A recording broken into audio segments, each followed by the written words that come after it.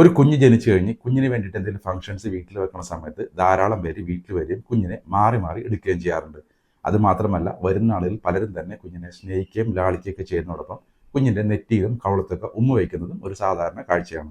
പക്ഷേ ഒരു കാരണവശാലും നിങ്ങൾ കുഞ്ഞിൻ്റെ മുഖത്ത് ഇങ്ങനെ ഉമ്മ വയ്ക്കാനായിട്ട് അനുവദിക്കരുത്. കാരണം കുഞ്ഞുങ്ങൾക്ക് പ്രതിരോധ ശക്തി വളരെ കുറവാണ്. ഇതൊക്കെ ഡെവലപ്പ് ചെയ്ത് വരുന്നേ ഉള്ളൂ. അതുകൊണ്ട് തന്നെ വരുന്ന ആളുകൾക്ക് ജലദോഷമോ തുമ്മലോ ചുമയോ പോലുള്ള എന്തെങ്കിലും അസുഖങ്ങളുണ്ടെങ്കിൽ അത് കുഞ്ഞുങ്ങൾക്ക് വരാനുള്ള സാധ്യത വളരെ കൂടുതലാണ്. അതുമാത്രമല്ല ഇനി വരുന്ന ആളുകൾക്ക് അസുഖമില്ലെങ്കിൽ പോലും അവരുടെ ശരീരത്തിൽ വൈറസിൻ്റെയോ ബാക്ടീരിയയോ സാന്നിധ്യം ഉണ്ടെങ്കിൽ അതും കുഞ്ഞുങ്ങൾക്ക് അസുഖങ്ങൾ ഉണ്ടാക്കാം. കുഞ്ഞുങ്ങൾക്ക് ചുമയോ ജലദോഷമൊക്കെ വന്നു കഴിഞ്ഞിട്ടുണ്ടെങ്കിൽ അത് ന്യൂമോണിയ ആവാനുള്ള സാധ്യത വളരെ കൂടുതലാണ്.